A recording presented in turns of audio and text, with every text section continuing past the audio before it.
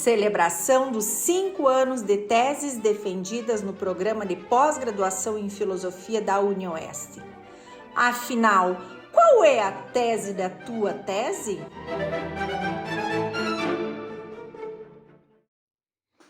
Olá, sou Douglas Menegatti, da turma de doutorado de 2020, defendi agora dia 6 de setembro do corrente ano. Fui orientado pela amiga e professora Esther Heuser, né? E estamos aqui em decorrência do 26º Simpósio de Filosofia, né? Para responder à provocação qual é a tese da minha tese, sendo que a nossa tese tem como título A Tirania do Juízo, no berço das civilizações helênica e judaica e seu modus operandi na contemporaneidade. Então, o início de todo o nosso empreendimento, ele se dá a partir da obra Crítica e Clínica do Gilles Deleuze, que conceitua, que caracteriza o juízo de Deus como uma dívida infinita para com a divindade, dívida essa que marca, né, que sela o destino dos corpos, inibindo, limitando o seu poder, seu raio de ação, né?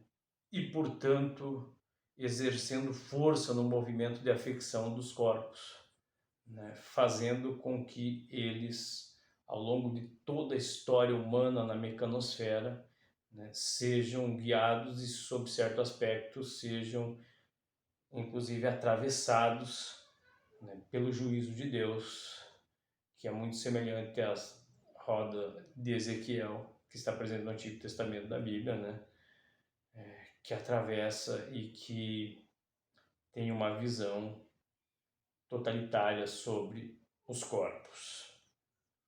Para fazer esse empreendimento, então, nós analisamos um pouco a história, mais especificamente a história das civilizações micênica e judaica, né, até chegarmos, né, no mundo contemporâneo e como que tudo isso veio a calhar no neopentecostalismo.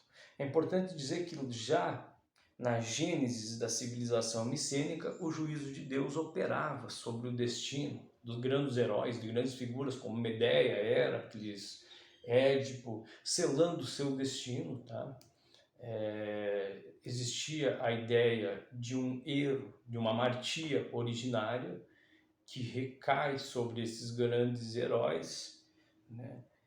E que depois vai manchar toda a sua genus, toda a sua descendência, né? Toda a sua posteridade, de modo muito semelhante no judaísmo, né? Quando Adão e Eva comem do fruto proibido e esse erro, essa falta, esse posterior pecado, né? Vai recair toda a humanidade que precisa de cerimônias de purificação, como o batismo, né?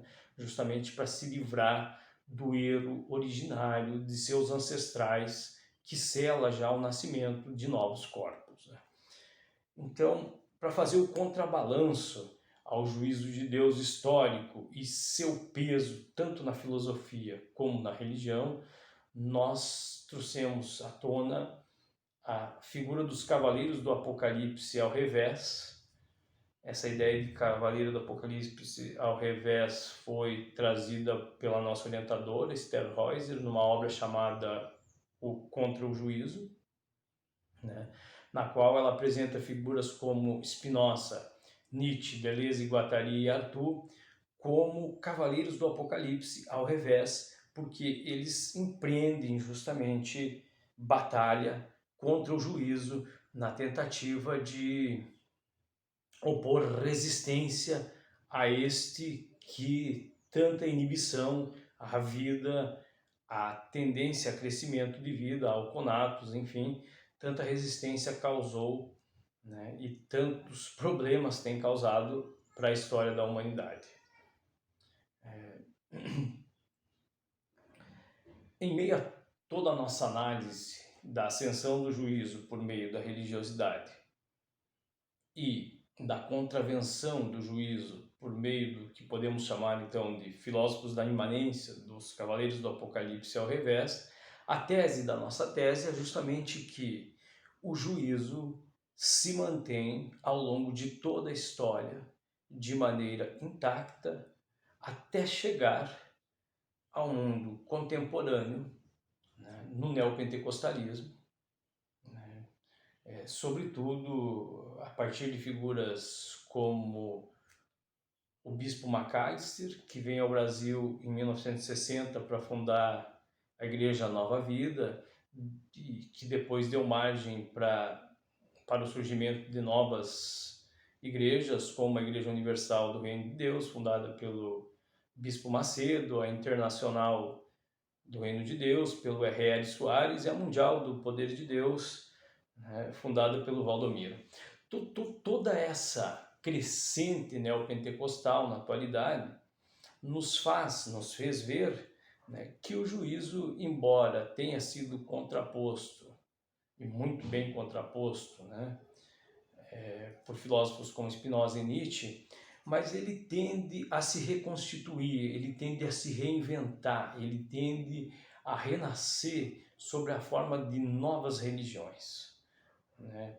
Então temos uma visão de que o juízo é infinito e que ele não pode ser contraposto de forma nenhuma, que ele não pode ser aniquilado, que ele resiste, né? Que ele se renova nos novos estratos que vão se constituindo ao longo da história. Embora, sim, hajam relações cruzadas entre juízos e afetos, hajam momentos de intensidade em que os afetos escapem ao juízo, mas a nossa tese defende que o juízo de Deus se renova e que a história é o exemplo mais claro disso, uma vez que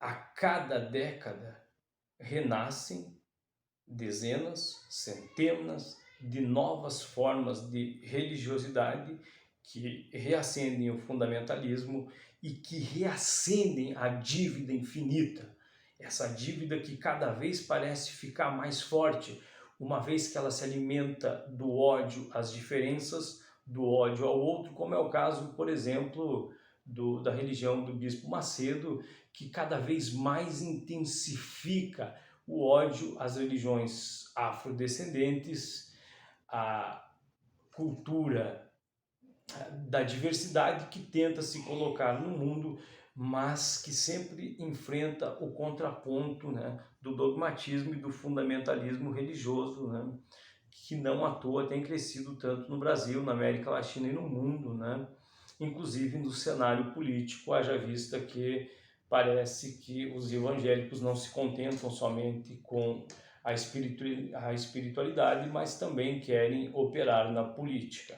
Então, defendemos que, sim, o juízo de Deus é uma dívida infinita, que essa dívida vem já do surgimento, do aparecimento do homem na mecanosfera, mas não ficamos só nisso. Não acreditamos, e aí constituímos a nossa tese e convidamos a lê-la, né? Constituímos toda a nossa tese como um movimento de demonstração de que esse juízo não se aniquila, que não é possível superar a forma Deus na humanidade, constituída pelo homem. Afinal, é o homem que constitui a forma Deus, mas é o homem que se auto-aprisiona por meio do juízo, né? Uma vez que a história atesta que essa dívida infinita não é apagada, mas sim reconstituída. Reconstituída de que maneira? Reconstituída por meio das mais diversas religiões que vêm ascendendo. Então, na nossa análise não é correto falar que o enfraquecimento de uma ou outra religião, como poderíamos falar do enfraquecimento do judaísmo quando surge o cristianismo católico, ou do enfraquecimento do cristianismo católico quando surgem as religiões pentecostais.